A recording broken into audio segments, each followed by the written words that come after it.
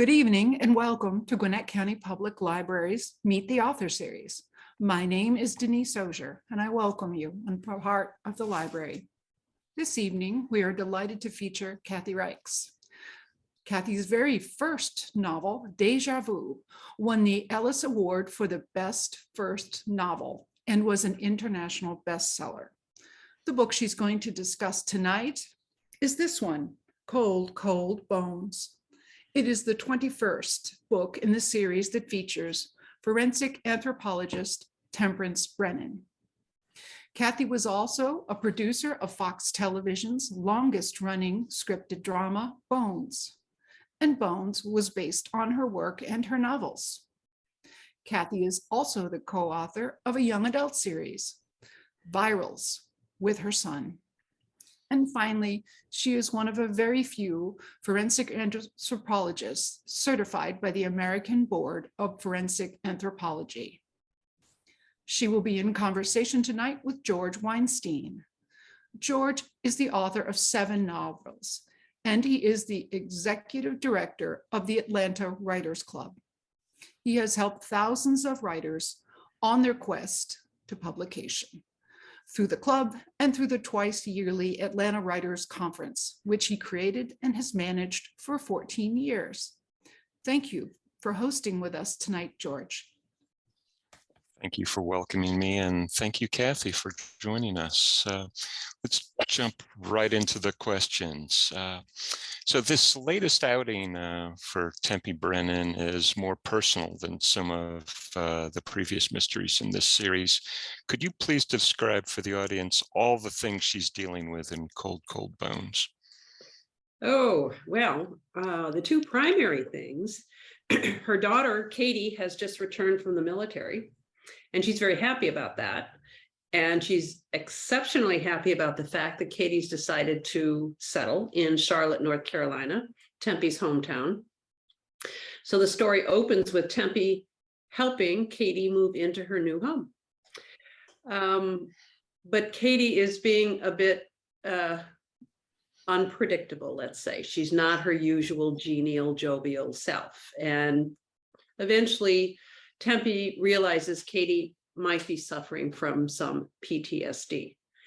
But as they finish moving in to the new house, they don't finish, but as they finish the day, they go to Tempe's to have dinner, and they find a box on the back porch, and the box is the last thing they want to see because they've spent the day unpacking boxes. But what they find in the box is a human eyeball. The book actually opens with a line, one of my favorite lines. It began with an eyeball.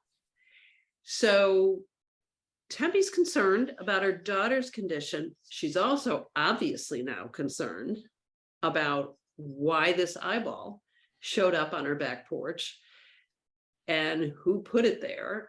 And yeah, so those are the 2 main things that she's having to deal with throughout this book. And there's a copycat killer in this one. I don't think I'm giving anything away with that. So what intrigued you about having a copycat killer this time around? It just sounded like I had never done that. And I'm always looking for new plot ideas. You don't want to do serial killer after serial killer. And I thought it would be 2 things. I thought it would be a fun way for my return readers, my regulars, to revisit some of the earlier books in the series. I think one of the reasons readers read thriller, this genre, is they try to figure out the mystery, solve the puzzle before the end of the book, before the author tells them who done it. So they're doing that, obviously, but in this book, they also have the fun of trying to think about which of the earlier Temperance Brennan adventures I'm drawing upon for the man hanging from the tree or the skull found in the privy or whatever. And I also thought for first-time readers, if this is the first book in the series that they've picked up, it'll give them a sense of what the series is about, what's gone on in some of the earlier stories. I love that idea of having Easter eggs for your fans. That's a great idea.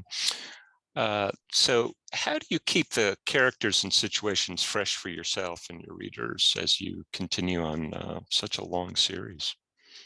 That's a challenge. That's a challenge, especially in every book. This may be the first book that a reader has picked up, or it may be the 22nd book in the series that a reader is beginning. But you still have to introduce your main character, your main core cast of characters, and your premise. It's forensic anthropologist, blah, blah, blah. So I don't want to just do that by narrative. So I try to find new and creative ways in each book to do that. I have opened with Tempe being in a faculty meeting at university, and she's bored, so she begins writing her autobiography. I have opened with Tempe on the witness stand, being qualified as an expert witness, so that questioning brings out the premise of who she is and what she does. So that's a challenge, to do that, to reintroduce without boring your return readers. Yeah, well, and you do it just brilliantly. The decision whether to age your characters is always a tough one as the series goes on. Some authors just keep their characters frozen in time, while others get older and have to make concessions to their age. So how have you thought about that with Tempe? Yeah, I have thought about it. I think very loosely. Each book takes place several months after the previous book. So if book 7 is in the fall, book 8 will be, around Christmas time or something like that. So time passes, but I'm very, I'm not specific about it at all. And I really haven't aged my character at all. In the first book, and I was never very specific. Anyway, in the first book, she is somewhere north of 40. We now know she's somewhat further north of 40 in book 22. But I don't really go into how much time has passed or how old she is. We're assuming she's at least in her late 40s, maybe even early 50s, God forbid. And so I guess another one of the challenges is you can't call out really significant events happening in the world, COVID or whatever, which would set a date and I try artificially to age your character. Yeah, I do try to avoid that. There is a reference in the book to the pandemic, but it's just a very casual. And I think every author is having to face that question. What do you do about COVID? Do you just ignore it, which is legitimate? Do you really make it an element in your story, which is legitimate? Or do you just give it, lip service and move on, which is what I've chosen to do. Yeah. So the setting of your novels shift between Montreal and Charlotte. When you're considering each book in the series, how do you decide where to set it? Yeah, actually, the old girl gets around. Many of the books are either in the Carolinas or in Quebec, but she's also gotten to Guatemala. Oh, yes. 5th book, Grave Secrets, takes place in Guatemala. And actually, the TV show Bones, our pilot, opens with Angela waiting at the airport for Tempe to come back from Guatemala doing human rights work. She's gone to Israel in Crossbones, which is the 8th book in the series, I think. So I never write about a place I haven't been.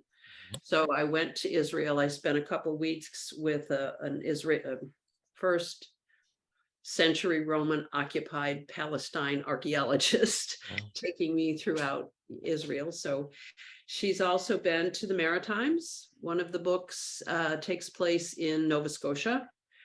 So I was lucky, honored 5 years ago, 6 years ago, I always underestimate, to go on a USO tour to Afghanistan. 5 of us went, Sandra Brown, myself, Clive Cussler, Mark Bowden.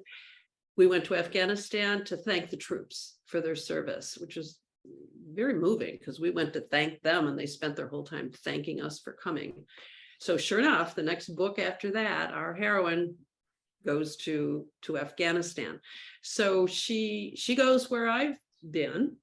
There was one book took place in Hawaii. I think it was called, Spider Bones, because I consulted for years to our Central Identification Laboratory for the military. We promise our troops that if we send you overseas, we will bring you home. We will find you and bring you home. So there's a lab that permanently employs, I think there are 40 board certified forensic anthropologists at the lab in Hickam Air Force Base. So I consulted to that operation for several years. So it was a really hard sell to my department chairperson in January. No, I've got to go to Hawaii. I don't want to, but tough duty, right? So my character, one of the books, takes place there. So she moves around more than just what I think is her home bases. Right. Home bases are the Carolinas and Montreal. And weather is a major factor in this book. The blizzard conditions that you describe, what some readers might associate with the frozen North more than the American South.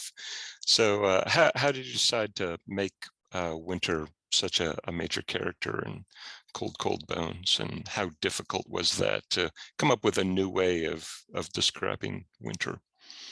Well, it's from experience again. And I decided to poke some fun at my fellow charlatans because it's exactly as I describe it in the book. If anyone said on any of the weather persons or news persons say the S word, say snow, the whole town kind of goes crazy and people strip the grocery store shelves, bread and milk, especially for some, it's like you can't go 2 days without bread and milk. Anyway, so I decided it would be fun to do that, to have people really out of their element, because we don't get snow very often in Charlotte. But when we do, the whole town shuts down. The schools close, the courts close, people just stay home, and we don't shovel or anything like that, but we stay home and wait for it to melt.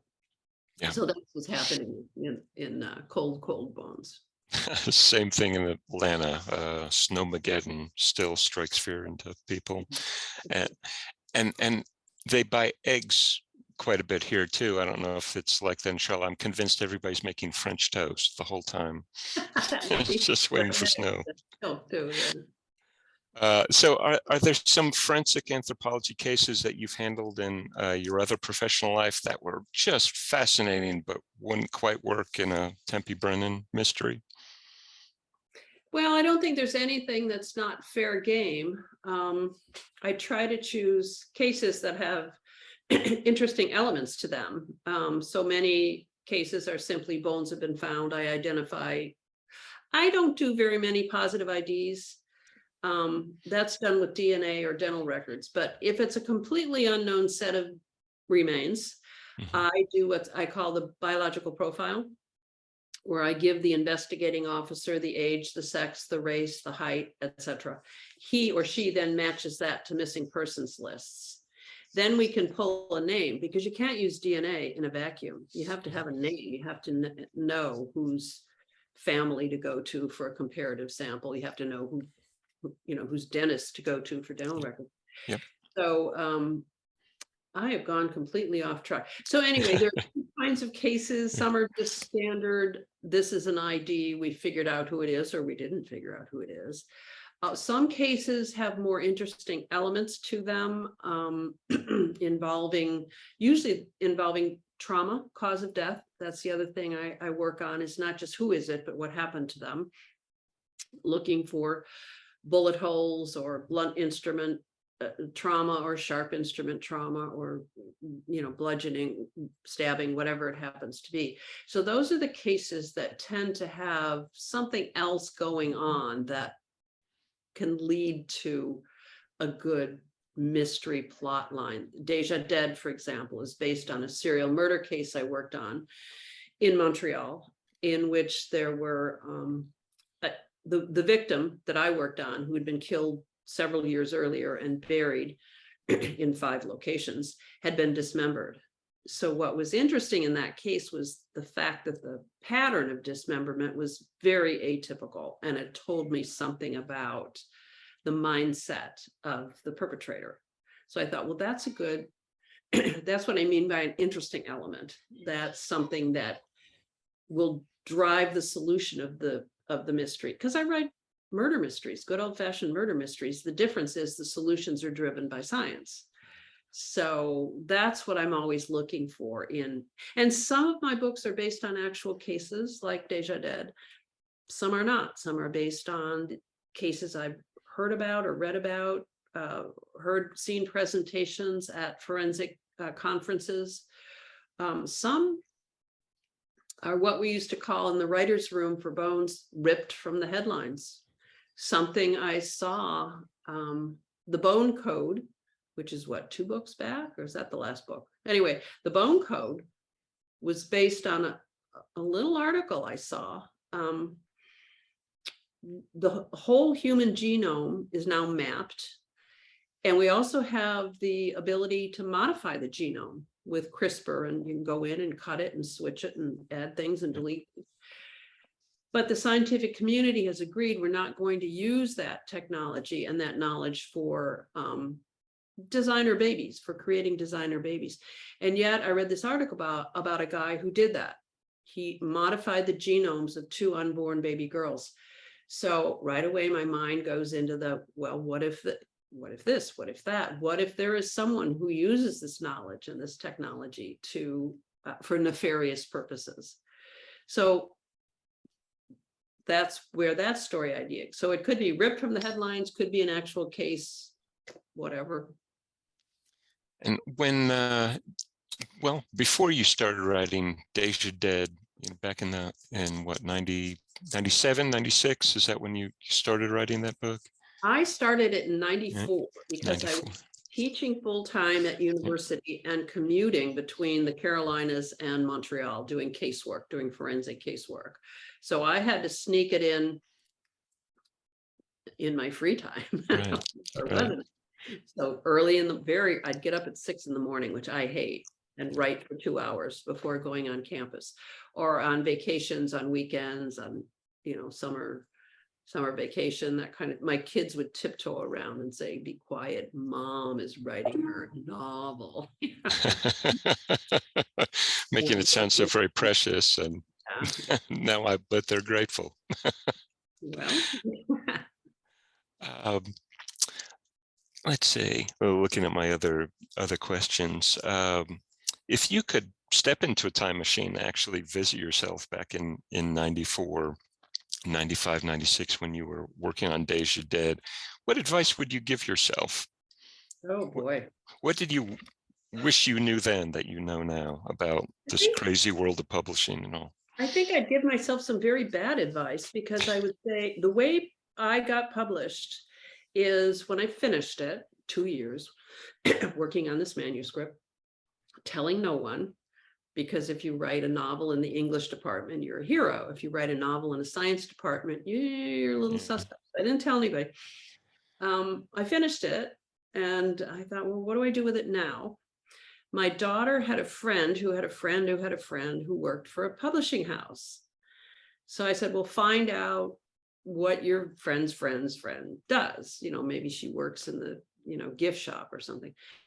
Well, came back, she's a junior editor. So I thought, okay, great. So I wrote a cover letter. And in those days, you mailed off hard copy, slapped on this cover letter, mailed it to Mary Sue Rucci. And Mary Sue is undoubtedly on the other end, hearing that her friend's mother's first novel is coming her way. She can't wait. Yeah, she told me later she took a couple chapters home from Manhattan to go, I think she was living in Brooklyn or something. And no, already composing her reject letter, sure. Got back in her car, went in, got the rest of the manuscript, took it home, read it that weekend, handed it up the hierarchy to And I think I had an offer within 2 weeks. That's a terrible way to get published. Yeah. And I think I would, and in today's, the chances of that working are minuscule. Yeah. So I think today I would give my 1996 self the advice, don't do that, get an agent. And, maybe that wouldn't be the best advice to give, but that's what I would give.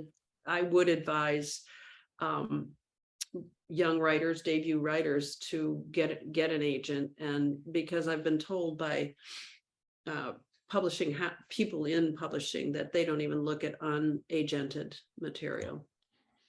And was it difficult to find an agent after you got that offer, or did you just kind of wave that offer letter and say, come get me? Because I had this really generous offer, what I thought was a really generous offer. I had, in my naivete, set a threshold of I forget, 80,000. I want $80,000 for this.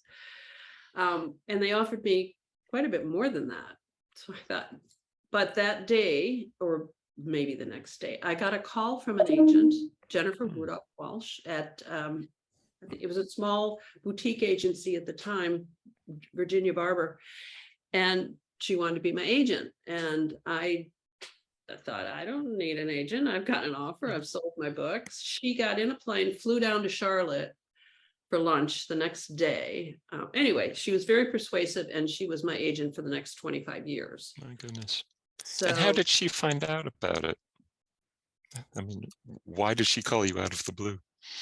As I remember it, this was 25 years ago or more. Yeah. As I remember it, Suzanne Kirk, who became my editor for my first 6, 7 books, I don't remember how many, said to me when Scribner made the offer, we think you should get an agent. Yeah. And I said, I don't really, do I need an agent? She said, no, we think we should get an agent. So I think she gave me someone's name, but he wasn't interested, but he passed it on to Jennifer, and she jumped on, because she was too. She was just breaking in. And then her agency was acquired by William Morris, and she became the head of worldwide literary for William Morris. So we kind of grew up together. And today there's somebody who's going to bed every night thinking, I passed up on Kathy Reichs. Well, nobody passed up. I only submitted at one place, but yeah. Right. Well, that agent who passed along your name. Yes, Yeah. I remember his name, and he is still an agent, and he knows who he is. Yeah. Can you talk about your experience of writing young adult novels with your son, Brendan? Oh, that was, Brendan is a lawyer, a litigator. So he's very good at arguing. He hated being a lawyer. I think he practiced law 2 whole years. Came to me and said, I hate being a lawyer. Why don't we write a young adult series together? I thought, okay, why not? Let's try it. So we wrote, we made an outline. It's virals, features. One of the things that he noticed happening, as did I, at my events, is people would come up to me and say, is it okay if my daughter reads your Temperance Brennan books? And I would say, well, how old's your daughter? And they'd say 7. And I'd say, no, it's really not. But, or I would get, excuse me, inquiries from kids on, on my website or whatever. So we knew there was an interest for kids in forensics. And we thought, let's take Temperance Brennan's 14-year-old great niece, a girl, create a strong female heroine that would be a motivator for girls, especially to, science is cool. Go into the STEM subjects, science is cool. So we created Tori Brennan and her 3 best friends, who are boys, and they're all 15, 16, 17 years old.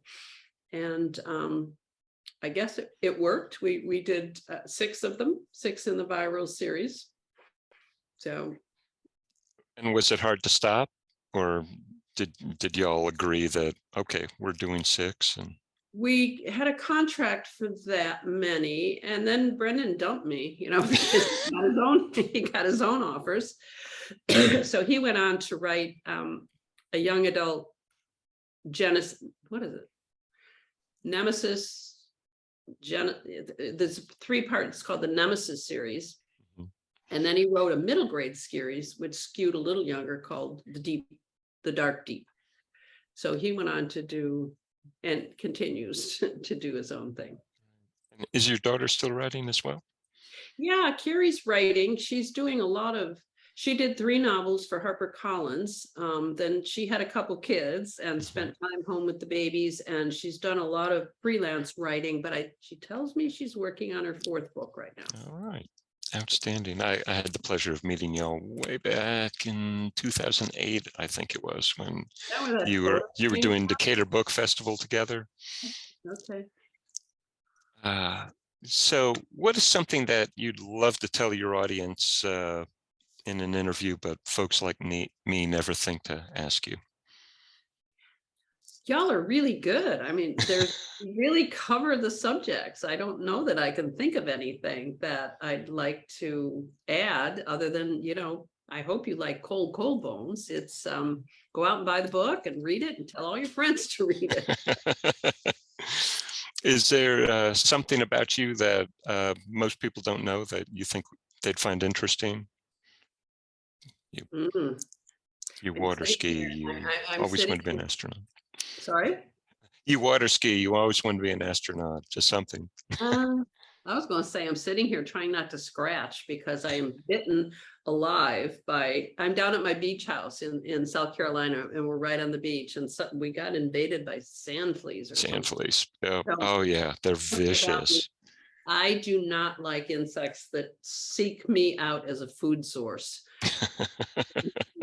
These mosquitoes, ticks. Yeah, I'm homophobic about those.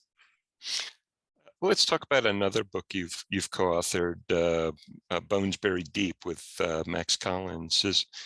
Could you tell your audience a little bit about that experience? And then I have a follow-up question. Yeah, that was really Max. And it was like, I don't know what the term is for those books, where there's an existing TV show, and then they write a book based on the novelization. Yeah, a novelization. There you go. Thank you. You should be a writer.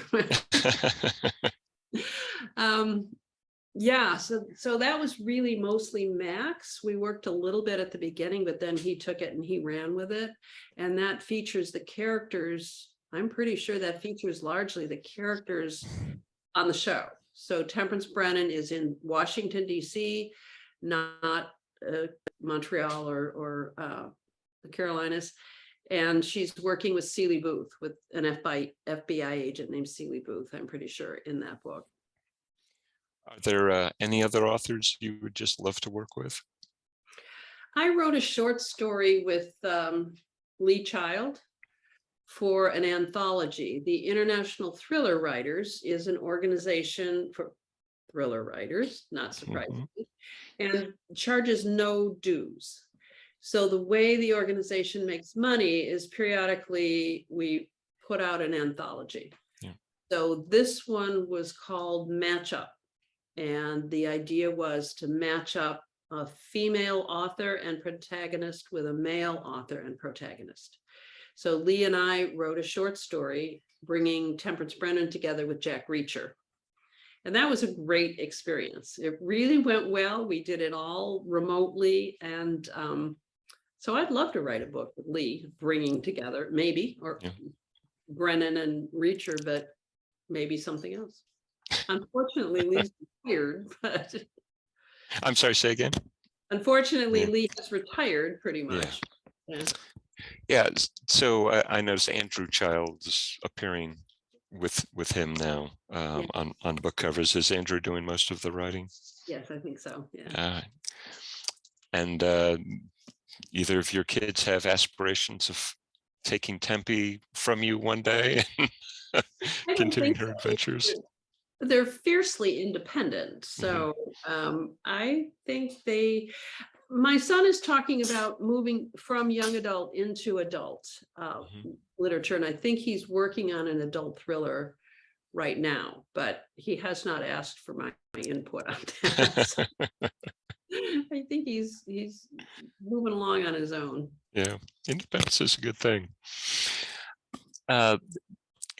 There were a number of authors who have a manuscript that they go back and tinker with over and over again and just can't get right. Do you have any of those in the drawer that you take out occasionally where the mystery didn't quite work or something just wasn't clicking? I really don't, because Deja Dead was my first book. I didn't know what I was doing. I decided I was going to write a novel. I did start a manuscript in third person voice, and Temperance Brannon, forensic anthropologist, same kind of premise. And it just didn't work. I think I wrote about 100 pages of that, and it just didn't work for me. So when I switched to first person voice, it was like I was telling my own story, and it just worked for me. So I don't really have a manuscript sitting in a drawer. I do have a audio story coming out. It's in an anthology. It's in an anthology called Birds of Prey. And it's Audible. It'll be Audible. And I think it's coming out very shortly.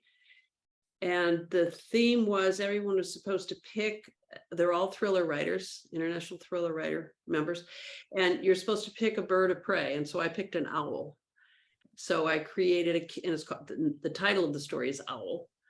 And that's the main character's name. She goes, the character goes by also. So that's out there, but I don't And really, nothing to do with Tempe. it does not, no. Brand new characters and all that. That's exciting. So that was fun. Yeah, that was really fun. And it's a bit of a quirky character. So we'll see. Yeah. Do you have any time for leisure reading? Oh, I read every day. I read quite a bit, and I read all over the map. I just read, every time I do this, I go blank. I just read, Lessons in Chemistry, which is more of female literature, contemporary female literature, very witty, very funny. I liked it. It's about set back in the 50s, a very frustrated woman whose career is blocked continually because she's a woman, and it's back in the 50s, but she's a chemist. That was good. I just read Isaac Storm.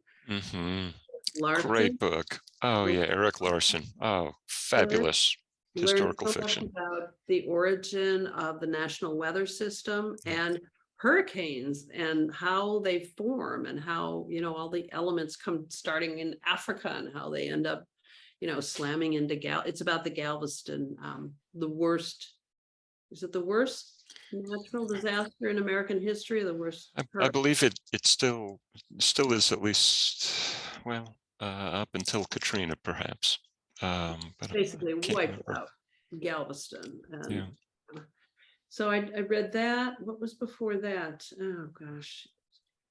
Anyway, I read all the time. Yeah. Not just thriller writers, although I do read those because I need to keep up. I want to know what others are doing. So I don't get 100 pages into a manuscript and find out that Michael Connelly just, dealt with whatever Right. And do you read on a device? Do you still like paper books? Do you do audiobooks?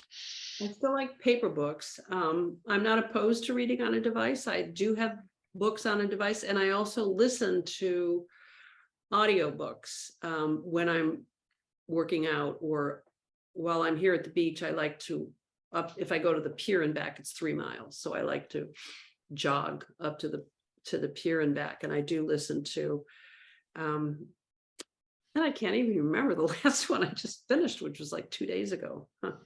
Okay, I'll think about it. But yeah, I do listen as well. And do you read other authors or listen to other authors as you're working on a manuscript, or does that kind of get in your way and do you pick up their voice accidentally? And I do. I hear a lot of writers who don't. My work pattern is I try to get at it by, I don't know, somewhere between 8 and 9. I don't fire out at dawn anymore.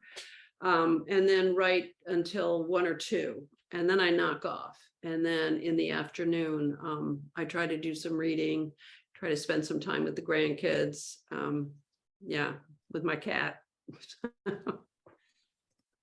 And what's your opinion about legacy books. There are so many authors who had, passed away and left manuscripts that were unpublished, and then their estate decides to publish them, perhaps, before the book was ready in the now deceased author's opinion. What's your opinion about that? Should they just be left alone or get them out Well, there? most of the books I've read of that nature that are not written by the original author are not quite the same. Yeah. So I'll just leave it at that. Yeah.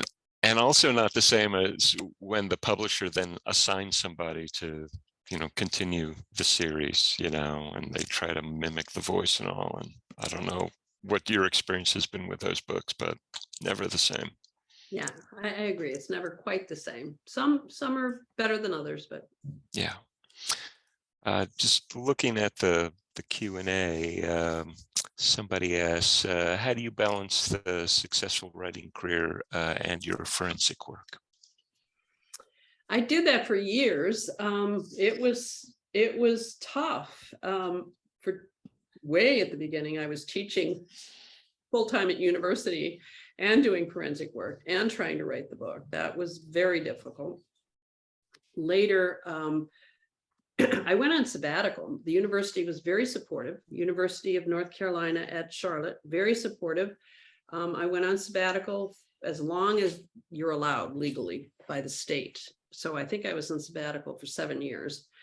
And then they switched my line from the anthropology department to the chancellor's office, but I wasn't actively teaching. So I have not actively taught in years, but writing and doing the forensic casework also became complicated when Bones went on the air, because then I was working as a producer and I read every one of our 246 scripts. And I also began, after a couple seasons, I also began writing screenplays. So at one time, and then I was writing with my son. So at one time I was writing an adult novel, a screenplay, co-authoring with my son and doing forensic casework as well. So something had to give. So I'm now focusing just on writing. And what was the experience like working on a screenplay versus a novel? Oh, in some ways it's similar. You have your main story, your A story, your B story, your C story. That structure is similar. But one thing that's different is you don't have to put any descriptive into a screenplay because the viewer is seeing that. You don't have to describe what she's wearing or what the scene looks like. It's basically boils down to dialogue. Yep. And some action direction. Another thing that's different and that I love is that in writing a screenplay, it's collective. You start out by going into the writer's room, and with the other staff writers, I think we had 7, you break what's called breaking the story. And that means you go into the writer's room and speaking as the writer. Each of our episodes is written by a different writer. I was given very, very limited suggestions. For example, I wrote an episode called The Dude in the Dam. And the only instruction I was given was open with 2, wait a minute, which one was it? It may have been The Witch of the Wardrobe. Open with 2 bodies being discovered and get Angela and Hodgins together. Those were the only directives I was given. So you go into the writer's room, and for a week, maybe longer, there's this terrifyingly empty whiteboard. And for our show, it was divided into 6 acts. And for a week, you just throw out ideas. You just brainstorm together. And why don't we have the body be found behind the bleachers squashed in the gym? Or why don't we have the body be found in a chocolate bar? Or something, and by the end of the week, you have your main story, your secondary story, your third story. Then you have to pitch that. You have to pitch it to the showrunner. And he sits there like your thesis professor going, uh-huh, uh-huh. He or she then gives you notes, and then you're sent to outline. Then you write a very detailed outline, like 10 pages, single spaced. You pitch that. That has to be approved, and then you're sent to script, and then you actually write the script. Then you turn it in, and they change everything, which I'm not used to that with the books. You anticipate my follow-up question. What's it like working in a collaborative environment where you certainly do not have the last word versus being the novelist who calls all the shots? Well, when I had been approached by others to option my character for TV. And it just wasn't right. None of those was really the right vibe. But when I met with Hart Hansen and Barry Josephson, who came to be our executive producers for Bones, it would just, we were all clicking on the same, we were on the same page. We wanted humor in the show, which is hard. I put humor in my books, but every episode, every book is about violent death. So putting humor in, that takes a real delicate touch. We wanted it to be a character-based show. We didn't want another police procedural. Anyway, we were on the same page about all of that. And they genuinely seemed to want my involvement, my input. Now, I knew, as every artist must, well, you can vary it by contract, but when you option your character, you're really giving up control. They may want input, or you can do it by contract. You can demand to be a producer, or Anyway, we all agreed on all of those, and they did want my input, and they did take my input, and I did read every script and send them mostly on the science, because that's my field. I yielded to their greater experience as writers, as script writers. So I mainly gave them input on the science aspects. Do you think that they had, honestly, a better handle on visual storytelling? Because you were very well experienced, and your books are very visual. It's very easy to imagine every scene. Well, thank you. Yeah. I try to write in that way. I think we did a great job. As Denise said, we're the longest running scripted drama in the history of the Fox network. So we ran for 12 years. That's unheard of, with some exceptions, of course, but that's a very, very long run. So we're doing something right. We're also in something like 100 foreign territories. So we're all over the world. It's funny when I'm in a hotel room in Germany and I turn on the TV, or wherever, Afghanistan, wherever, and there's Tempe and booths speaking German. Yep. And do you sometimes watch those and kind of kibitz, like, oh, I could have written that one differently, or I wish whoever writer was working on that? No comment. Yeah.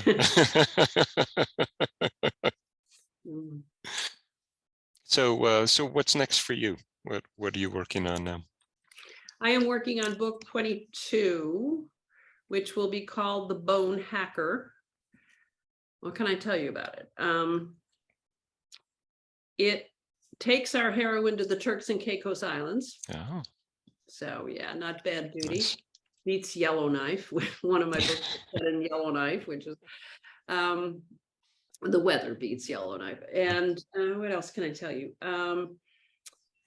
It involves, as the title would suggest, it involves some cyber crime, but also bodies turn up with the hands hacked off. So it has a double. See what I'm doing there? Yep. Bone hacker. Yep. Lovely. And I hear this from numerous writers, where you almost have to divide your brain into three. There's the book you're working on, the book you're editing back from the publisher, and then the book you're going out on book tour with. Is that a difficult process of balancing those three things happening all the time? Yes, I sometimes have to think about, which book are we talking, because I'm immersed in the Bone Hacker right now. Mhm. Get And out that's and- all you want to think about, right? Yeah, so Yeah. then when I do an interview about Cold Bones, I have to remind myself what was Cold Bones Yeah. about, Yeah, right. If someone asks, why did you do this in the Bone Code? I have to think, Mhm. well, okay, what was that about? Yeah. So long ago.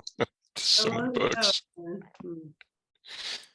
Let's look at the Q&A and see if there's anybody else. If for all of y'all out there, if you would like to ask Kathy a question, just please drop it in the question and answer box or even in chat. I've got them both open, and we can linger waiting for your question. They've all gone to dinner, I think. No, it's just you answered all the questions so brilliantly. There's nothing more they want to know. Well, the book is available. You can get it anywhere. You can get all of my books through my website, which is kathyreichs.com, or anywhere books are sold, and of course through libraries. I have to thank the libraries of the world for making books available to people. And I'm told that the viral series is very popular with school librarians. The kids really like it, and the school librarians like the fact that it does encourage an interest in science and logical problem solving, I guess. Got a few more questions. I wonder how long it took to write an episode in the process you talked about for Bones. So how long was that whole process from breaking the story to? It's a pretty fast turnaround. I have to think back, but it seems to me weeks, a couple weeks maybe. And we didn't work that far out in advance. You would think you'd have all these scripts ready to go. That was not really the case with our staff writers. They would be ready, a couple weeks or so before. It could be longer. Yeah. I'm not good with time, but it was a pretty fast turnaround. I'll say that. And Yeah. once you were approved to go to script, you had less than a week, I think. Yeah, you're kind of working without a net, aren't you? You can't get writer's block, right? That is correct. But that was one of the things that I liked about collaborative, you asked earlier. I loved working with the other writers, and if you really got stuck on something, they're always happy to help. Yeah, there's a room full of brilliant people you can lean on. So another listener wants to know, who are some of your favorite authors? Oh, this is an area where I always go blank as well. Michael Connolly. I like the Harry Bosch. I tend to like the darker, grittier kind of stuff. I like Dennis Lehane. I like Harlan Coben. I like Karen Slaughter. Definitely going dark. Yeah. Thank you. You can look at my shelves back there. Yeah. And another viewer wants to know, would you do another series? Is there somebody other than Tempe? Yeah, it would have to be someone other than Tempe. I don't even know. I need to ask about this. The status of, do I own the character back, or does Fox still own Disney? It's now Disney. Mm-hmm. Own the option to the character. They would not do, although I just heard that Emily Deschanel, who is the most wonderful human being on the planet, she has a series, a limited series coming out on Netflix called The Devil in Ohio, which will drop on September 2nd.